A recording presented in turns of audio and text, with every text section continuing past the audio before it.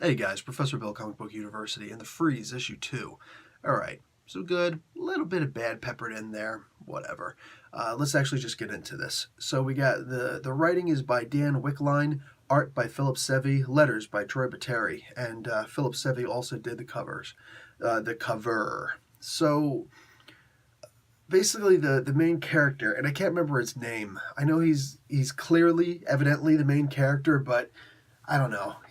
For some reason, I just can't remember his name. I'm going to attribute half of it to being so sick, but the other half, they're just not doing a good job at making us remember this character's name. For somebody who's so crucial, like he's the guy who could wake people up, I can't help but to think to myself, shouldn't he just be more? Shouldn't he somehow? Or are they trying to to instill in the fact that he is really just an everyman. He's just a regular old guy. He isn't anything special, except for his ability to wake up the frozen. But at the end of the day, I think we should still know his name. So, um, anyway, they resort to a typical religious trope in here, which isn't necessarily bad, but it felt so generic. It was painful, like actually painful to read. I kind of like I pay attention to books, I pay attention to the writing, I pay attention to the art, I try to pay attention to the lettering when I can, everything. But when I'm sitting here reading this, once that typical tropey thing came up with, oh, you're the agent of Satan, you're the Antichrist, you're the reason. If we kill you, then everything goes back to. So did nobody realize this guy was a religious nut? I guess we never know. And I'm fine with that because, everybody's going to deal with trauma one way or another. And that's the thing. I think that if it wouldn't have just been, oh, he's a religious nut, then it would have made a little bit more sense. For the most part, through extension, this guy knows everybody, right? I mean, have we gotten to the point where there's so many people woken up at this point? Everybody's woke. That he's touching people waking up people who he has no idea who these people are except through a job resume and Facebook posts and things that they were explaining in here. eh, don't think so. Don't quite think so. But they haven't given me that impression by issue 2. That's not what I've gotten so far.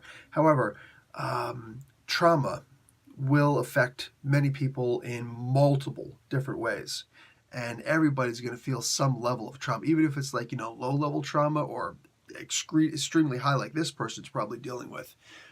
But we all handle life situations around us, and a lot of it's just based on our emotional maturity, but a lot of it is also based on our life experiences and what we can bring ourselves to understand as being normal or not, or acceptable in our reality, because perception is reality for every individual. So for this guy, I'm imagining he just regressed into the idea of standard religiosity and, Antichrist, Antichrist, Antichrist. There's a lot wrong with it. If they would have, like I said, if they would have just explained it as, oh, he's lost it, he's gone a little bit loopy, that's one thing. But just leaving it as, no, he's just a religious nut, which is pretty much what they did. Plus the other guy who's... this is what really took me out of the comic book. This guy is a fullback or running back or, I don't know, somebody in football. I don't watch football. I don't watch any sports. But this guy was like, I don't know, quarterback or something. He was somebody important in a football team, like a star in a football team. But he's also a computer genius. And this girl refers to him as, oh, you're the football star that became a computer genius. He's like, well, I've always been a computer genius. Boom. Right there. Took me straight out of the comic book. It's unrealistic, the idea that somebody could be the best at two different things. You know what I'm saying? But then on top of that, because that would make it would make him something ridiculous, like the physical and the mental. He's got both of those that down packed. Okay, I'm impressed. But more than that, the idea that he referred to himself as a genius, he accepted it, he let it go. Sorry, I've never met and in my line of work, well, actually two lines of work. No, any genius that I've met, and I've met several, not a single one of them would ever refer to themselves as a genius. Not a single one of them. Not in the academic world, not in the professional world. I've never met anyone who, if you just say like, oh my God, you're ridiculously smart. Like, oh, well, just fortune favors the wise, or fortune favors, the few, whatever. They would always try to brush it off. And if you ever called somebody a genius, they'd get very uncomfortable and probably wouldn't want to talk to you anymore. That's quite literally been the case every single time, without fail. So, no, not cool with that. The way the guy is just like, oh, well, I've always been a computer genius. I was just always really good at football, too. No. And then it turns out that he's also a freaking religious nut in and of himself. Look at the end. And you could say, oh, no, he's not a religious nut. No, this guy's a religious nut.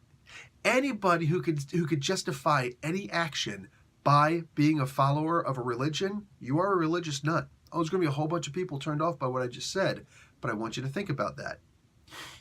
Because of a book or what somebody else told you, okay, an interpretation of something that we can't see and that nobody else can see, say, oh, you had a dream. God talked to you in a dream. Did he talk to anybody else in a dream? No. You're a chosen one somehow, right? That's called being a religious nut. It's fine being religious. I'm religious. Many of us are religious. You could believe in angels. You could believe in, people walking across the water. You could believe in people talking to trees. You could believe in all these things. But the moment that you start thinking that one thing justifies taking someone else's life or something along those lines, we're done. The conversation's over. You're a religious nut. So that's pretty much what happens here. And although a bunch of us may agree, oh, that religious nut needed to be killed, but he was killed by a religious nut, and there was a vote taken. So democracy has already failed. I like that they keep on quoting Aristotle in this, that power abhors a vacuum. Interesting. Genuinely interesting. At the same time, Aristotle was kind of a jackass.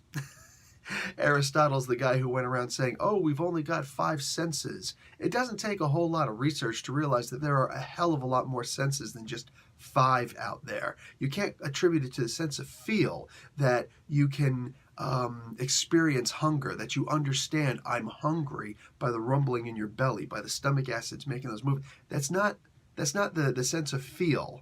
You know what I'm saying? What do you call it? The sense of your awareness. It's also not a sense of feel necessarily. A sensation of touch, tactile sensation that you know where your nose is when you close your eyes, and you can just automatically find it. Right? That's not. I mean, no. There's a minimum of 15, absolute bare minimum. So no. Aristotle was wrong on that. Aristotle was wrong on the idea that he said there are 4 elements in the world: fire, air, earth, and water. Yeah, he said that. No, there's these things called molecules. Under that, there's atoms, quarks. Okay, we're finding more and more and more. And for this guy to even say, like, just, there's oxygen, there's nitrogen, there's helium, there's hydrogen, there's all these different elements actually out there. And this guy to suggest, oh, the basic building blocks of the world is actually fire, earth, air, water. Look, again, people could say they would suggest that, oh, no, but it was back in the time. No, not an excuse, because you look at some of the other people who existed at the same time, too.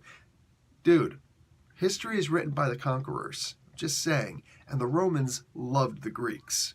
But there are a lot more intelligent people out there than just the Greeks. So no, Aristotle was not that. He was special. He wasn't that damn special. He just wasn't.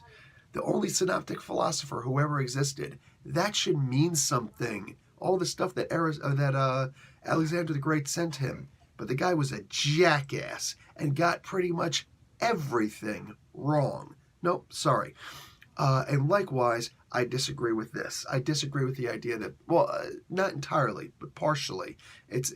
Bumper sticker logic never works. Any great philosophy that you can imagine that will fit on a bumper sticker or on a hat is simply not real. It's simply, no. The world is not that damn simple. So the idea that that society demands there to be leaders. That's not necessarily true. It's simply not. It's what we've been bred to believe. You got to remember when Aristotle said that, think about what Greece already was at the time. He already had two amazing masters before this, in the form of Socrates and Plato. He was already inundated in the idea of a brilliant society with great laws. I mean, all the great laws that we have in the States, and by proxy, most of the other country, well, not most, but enough of the other countries out here, Canada, Great Britain, and whatnot, they come from, whether it's parliamentary or through the Republic, constitutional, I should say. I'm sick. I'm still sick. No, that's not entirely true. Anarchy, for the love of God, could easily work. Transitioning wouldn't be easy, but in a situation like in the freeze, oh yeah, it could work really well, really easily. So no, there's absolutely no reason to believe that that power or that nature abhors a vacuum in this particular regard. No, no, there doesn't have to be such a thing as a power vacuum. And maybe this is more philosophical than anything else, but you look at things historically. People have existed without a central body of government. In fact, those societies have usually worked far better because all of a sudden elitism is completely scrubbed off the map. There's no trace of elitism when there is no central body of government. Oh my God. But that's what we've been inundated with. We don't know an alternative to a society of government. So just the idea that none of this is actually being explored in this book, it shows me a shortcoming. At the end of the book, they ask for criticisms. I've given the best that I possibly can, and I understand that it may not be the popular vote. At the same time, it's also something that we've never seen before. Even when you look at The Walking Dead and other books like this, where the dystopian society, I mean, like that's, when you come to the pinnacle of modern society, that's what everybody thinks about. Well, how's all this crap going to end? I wonder why we think of stuff like that. But it's because we've lost our touch with nature. Nobody knows how to build a fire anymore without a book of matches or a lighter. In fact, how many people actually know how to strike a match? So, like, just that idea alone, why aren't these aspects actually explored? Because if they were, suddenly the book becomes philosophical. And when you make something philosophical, what happens? It's different than everything else out there. It stands out. That's what's actually interesting. You want to talk about nature abhorring a vacuum? Here you go. How about when every single comic book, for the most part, follows a pattern? How about when every hit song on the radio, yeah, the radio, I'm old, all follows the same pattern? But you make something outside the mix. If you can get past the elite and make your own music, your own comic book, your own something, suddenly, in Image Comics, you figure Image Comics of all things would be able to do that. I just haven't seen it yet. And it'd be cool if we could see that in this book. What a great concept to be able to restart society.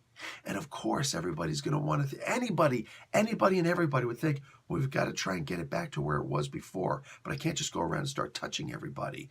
That's just, let's get some people to put people in trucks and bring them to one area so I can just start touching everybody. No, that's one way of doing it, sure. But there are other ways too. And I do like the idea that this builds off the idea of, we've made some mistakes along the way. Because nobody prepares for stuff like this. Why would we? So there's so much in this comic book that's great, but I feel that there's so many, not even misgivings about society, but so many shortcomings in the idea of where we could actually go with this. I wish that the comic book were slower. I wish it didn't right away start with, hey, look, boom. But I do like that they are doing two different time frames. I just wish that the past time frame wasn't moving along so quickly.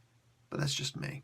Anyway, guys, that's going to be all. Professor Bill, Comic Book University. Class dismissed.